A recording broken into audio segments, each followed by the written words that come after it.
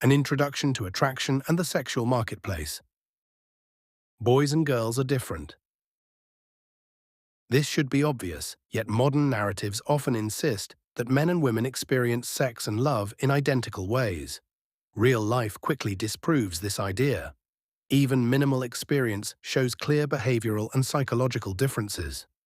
Men and women tend to approach attraction, intimacy, and commitment from fundamentally different angles. What feels natural or logical to one often feels foreign to the other. Ignoring these differences leads to confusion, frustration, and false expectations in relationships. Recognizing these distinctions is not controversial, it is practical. Understanding how each sex thinks about desire, bonding, and long-term attachment provides clarity where ideology only creates noise. Divergent biological and evolutionary drives. Nature directs both males and females toward reproduction, but it assigns different strategic roles in the process. These roles are not random. They exist to balance genetic stability with genetic advancement. Females tend to function as selectors and preservers of genetic quality. Their biological investment encourages caution, filtering, and protection of proven traits. Males, by contrast, are pushed toward variation and display. Their role favors competition, risk, and the cultivation of traits that signal value to potential mates. In practical terms, women act as gatekeepers of established genetic quality, while men attempt to elevate their standing by demonstrating strength, competence, status, or other desirable characteristics. This dynamic is observable across cultures and throughout history. Because of this division, both sexes often want the same outcome: intimacy and reproduction, but they pursue it through very different behavioral strategies. Understanding this difference explains why male and female mating behavior frequently appears misaligned, even when the underlying goal is shared. Male mating strategy favors quantity and genetic spread. From an evolutionary perspective, the male reproductive strategy prioritizes genetic diversity. The technical label often used for this pattern is polygyny, which refers to one male seeking reproductive access to multiple females. The underlying goal is simple: increasing the number of mating opportunities increases the odds of passing on genes. This impulse is frequently dismissed as cultural programming or learned behavior. However, men who experience it recognize that it operates far below conscious instruction. It does not arise from advice, slogans, or upbringing. It emerges instinctively, often in direct opposition to social expectations. To support this strategy, male sexuality is strongly oriented toward visual cues. Men are biologically attuned to novelty, youth, and physical indicators of fertility. This encourages continual scanning of the environment for new potential partners, rather than fixation on a single option. This does not imply moral judgment or conscious intent.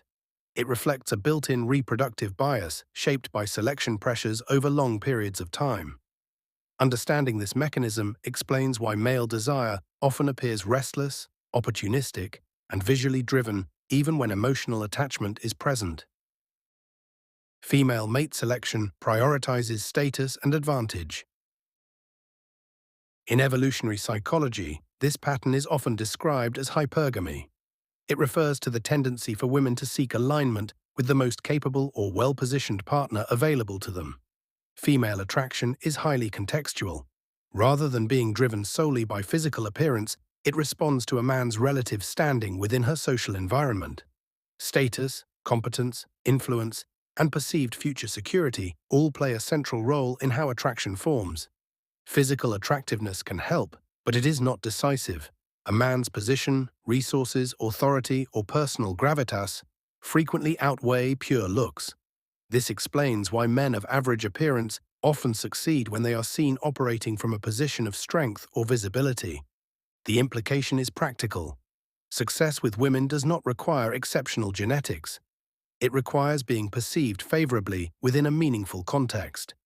Wealth, reputation, leadership, and personality can compensate for ordinary looks when they signal long-term advantage.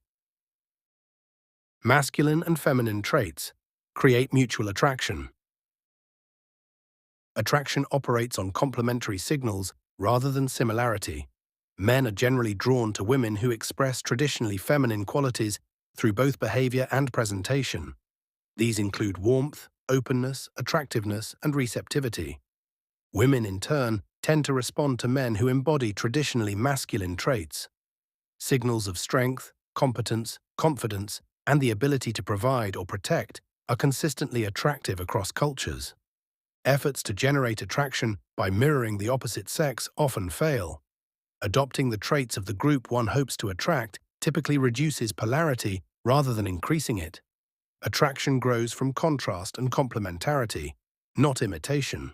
Understanding this dynamic helps explain why authenticity in one's natural role is more effective than attempting to blur or reverse these differences.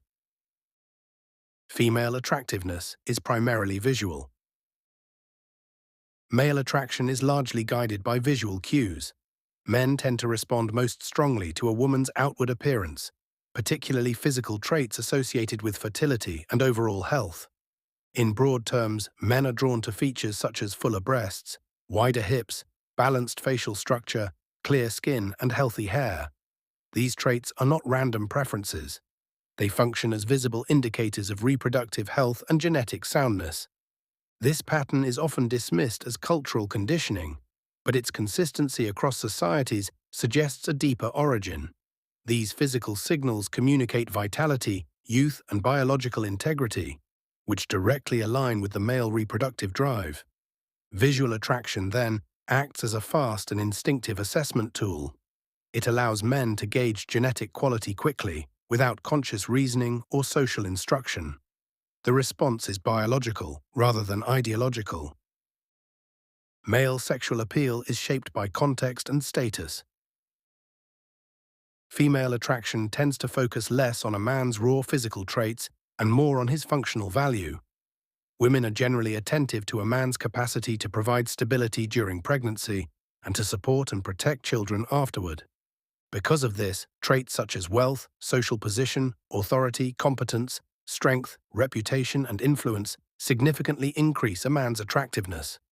These signals communicate reliability, access to resources, and long-term advantage rather than simple genetic appeal. As a result, women are often more interested in what a man does, how he moves through the world, and where he stands relative to others in her social environment.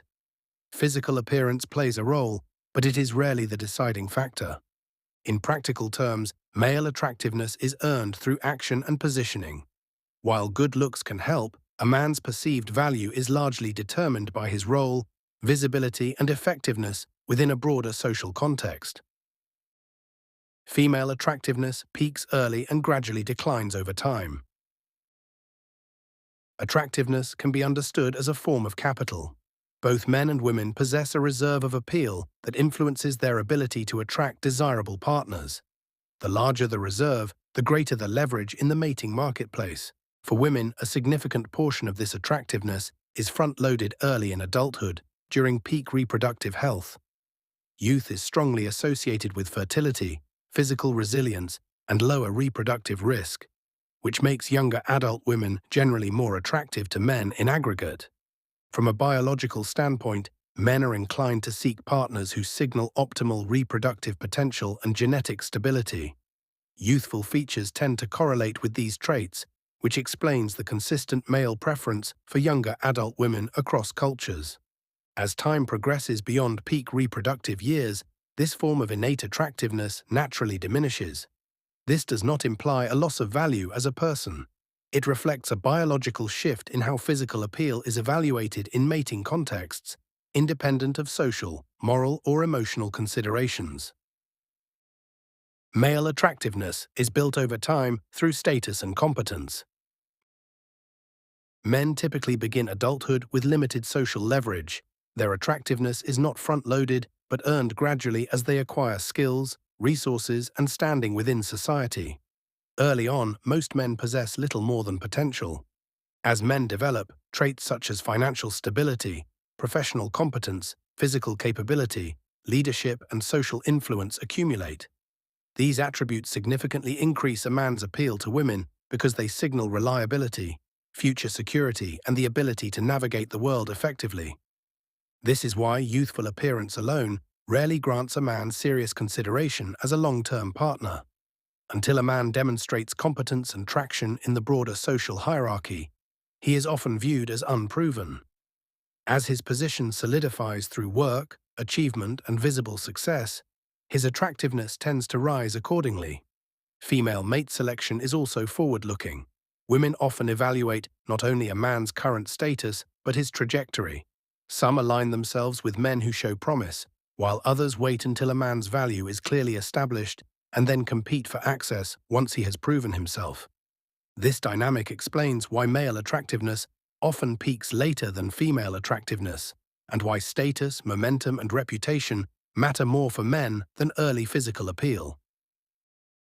The intersection of male and female drives forms the sexual marketplace. Across all cultures, languages, and belief systems, men and women have always participated in structured patterns of mate selection. These patterns involve the display, evaluation, and comparison of traits that signal reproductive and relational value. Referring to this process as a marketplace may feel unromantic, but it remains one of the most accurate metaphors available. Like any marketplace, participants present what they have, assess alternatives, and negotiate based on perceived value and availability. Within this framework, men primarily compete through the demonstration of masculinity. Women compete through the expression of femininity. Each side works to cultivate, refine, and present their strengths in ways that are visible and persuasive to the opposite sex. The specific standards of beauty, status, and desirability may vary across societies, but the underlying mechanism remains constant. Attraction is always being evaluated, even when it is not openly acknowledged. Sexual dynamics operate beneath the surface of most male and female interactions. The sexual marketplace is not optional. It functions continuously, shaping behavior, expectations, and outcomes, whether individuals consciously recognize it or not. Ignoring it does not remove its influence, it only obscures understanding.